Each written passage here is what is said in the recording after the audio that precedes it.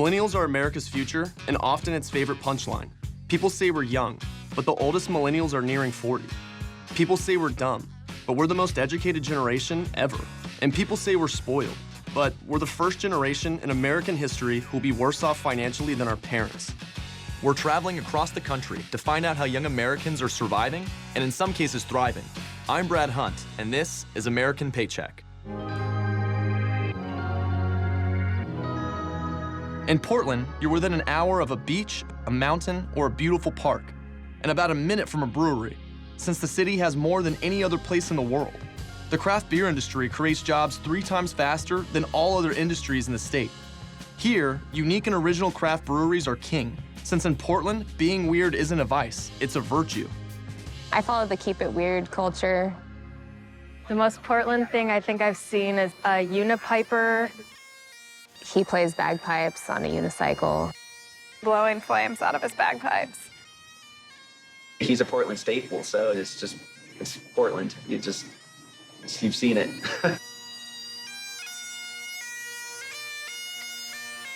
My name is Brian, the Unipiper kid. We have an unofficial motto, and that is keep Portland weird. It's part of who we are. And in Portland, everyone is free to kind of explore and find their own path. Being the Unipiper is definitely a source of a second income.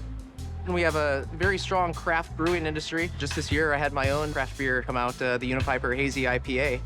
So it definitely is a through line of the fabric of our lives in Portland. In less than 5 years, Great Notion has staked a claim as one of the premier independent craft breweries in the city. While its pastry brews and hazy IPAs have separated it from the pack, its origin story is classic Portland. So Great Notion was founded by myself, James, and Andy, and we all live on the same block, and they're home brewers. My family and I were walking back one night, and they were outside drinking some of their home brew and said, you know, come here, have a taste. So we sat down, hung out. I think I got drunk that night on the home brew and loved it and said, you know, why aren't you guys doing this professionally? And they said, well, we talked about it, but we don't know how to start. And I said, you know, I'm in. I love talk to banks and lawyers, and I really want to get in on a company on the ground up. So that's how we started. When I moved to Portland, I had no idea that I'd be in this industry. Before brewing, I sold technology. Prior to that, worked in advertising, public relations, and ran a hip-hop record label. Went back to school, got an MBA, and I love their beer, man. I just fell in love with it. I was looking to do something super exciting with my life.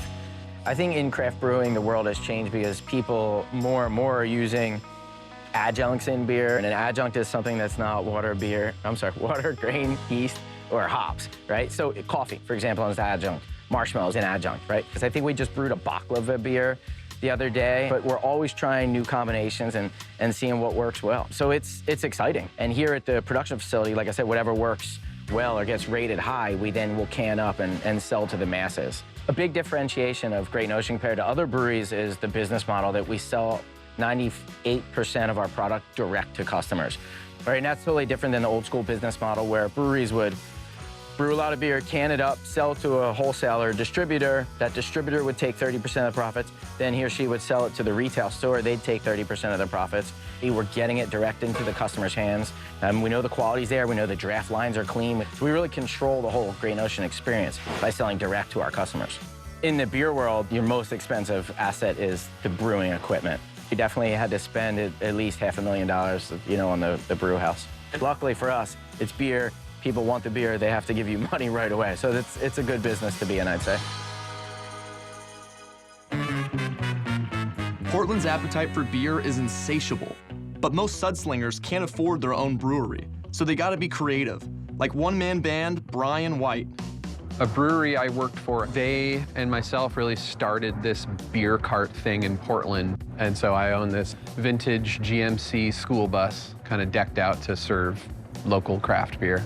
And this was actually the first beer cart in Portland. And then I've just kind of built it out over the years. More beers, more taps, bigger, better bar. My previous professional career was playing music. The band I was in is called Hockey.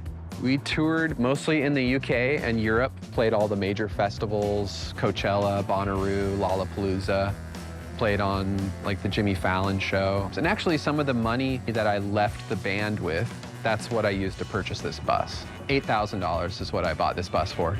I pretty much make probably 80 to 90% of the gross income in 6 or 7 months out of the year. It really is like directly correlated with weather. The temperature of the day versus sales. If it's in the 70, 75 is when I'm gonna be selling the most beer. Within this one block area, I actually have a lot of beer competition. I have my beer bus here, and there's a beer bar actually just 50 feet away that way, and then 60 feet, there's a brewery right there. So I passed the Cicerone exam a couple years ago. Basically, it's sort of the beer world's equivalent of a sommelier. You have a certain expertise in beer history and styles, your tasting abilities, and I'm signed up for the next step up from that, which is called the Advanced Cicerone. I think there's only 3 in Oregon right now, somewhere around 100 in the world. There's an ongoing pressure to either grow or fail because your expenses creep up on you every year. The rent gets a little higher, the insurances, the permits. So I don't know where it will lead. I don't think it's a the sky's the limit thing with this business in comparison to, say, a brewery that can produce and distribute their beer around the world. Well, I'm just kind of stuck here. So I am constantly thinking of the next step. Breweries can produce and distribute their own beers, but it's expensive. In fact, 70% aren't large enough to have their own packaging operations.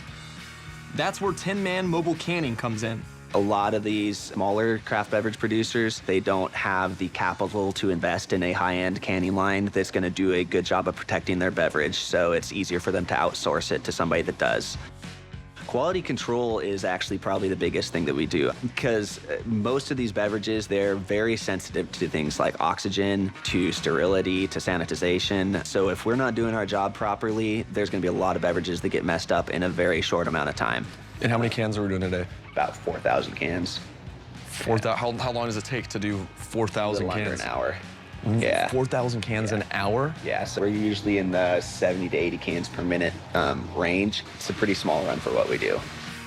We do all of Oregon and Washington. We do offer services into Northern California and the Napa area on the wine side. We can, besides beer, wine, cider, there's some coffee out there. CBD beverages now is a huge market that's been popping up. It's a little of everything. Before I got into this industry, I was a career pilot, flew for the airlines for 2 years before the economy crashed. I got furloughed, and I had a friend that was doing mobile wine bottling at the time. So I hired on for just a couple months in the summer to get some money coming in. And that was 12 years ago, and it kind of just coalesced into what Tin Man is now. My wife and I got a business plan going and started it up. My role is basically everything that doesn't fall under actually the canning part itself. Scheduling, I'm doing office. scheduling, invoicing, outreach to acquire new customers, social media. Social media has been huge for us. Social media has gotten us more customers and more consistent business than any advertising we've done up to this point.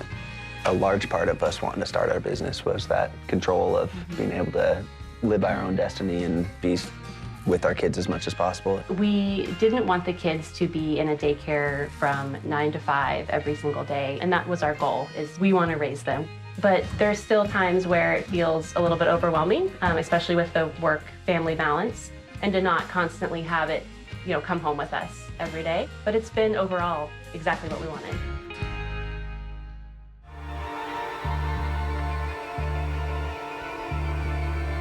Here, beer's not enough. Craft distilling is the new trend. At the forefront lies Freeland Spirits, one of the only 2% of distilleries owned and operated by women. So it started with just Molly and I. Molly has a master's in distilling from Scotland, and I knew as women we needed that credibility. We couldn't pull off the story of we're just a couple of bros making booze in our basement. Holy shit, it's good. I knew we needed that legitimacy behind us to play ball. My passion for alcohol really started with a degree in chemistry, and that led me to becoming more interested in making distilled spirits. And when I joined the team at Freeland, I got the title Master Distiller. Craft distilling is capital intensive, not just because of the amount of space required and the equipment required, but you're making whiskey that you're gonna sit on for years. So you're putting all of this money up front into what's going into the barrel to just wait. And that's not going to be seen for 2 to 4 years. And that's something that's not very common with a lot of other industries where you're waiting for a significant amount of time before you actually see how your product is doing and how it's going to be perceived by the public. Yeah, luckily, you know, my cost on personal alcohol consumption has been reduced now that I make it. Perks of the industry. I come from an ag background, and the fruits and vegetables we grow are just unlike anything, and I think that translates to what we're able to produce from Hellbitch. We're able to give her the best grain, the best botanicals that are grown nearby. Hellbitch is a German manufactured still. It's all copper. She's also a pot column hybrid still, which means we can do a variety of different distillations and make great products. We're doing great. We're selling a lot of booze. There's still a lot of risk involved. So when I was starting this, I knew it was going to be a big hurdle to overcome as far as raising capital, and I way underestimated it. And then you meet that with a huge capital-intensive venture like distilling. It made it, you know, next to impossible. We are one of very few women-owned and operated distilleries in the world, and I feel like that this is something we can bring to the industry as a whole. It's what this brand is about. It's who we are. We want to give a voice for people who haven't had that opportunity before. We're all in this together. We're all a tiny percentage of the overall booze world, and if we can support each other, then we're all kind of growing the craft markets together. And I think, in particular, Portland understands that. The craft beer and distilling industries are providing tens of thousands of jobs, while helping Portland retain its identity. And what other innovative and characteristically weird ways will this industry grow? Only time will tell. But for now, all that matters is tomorrow's paycheck.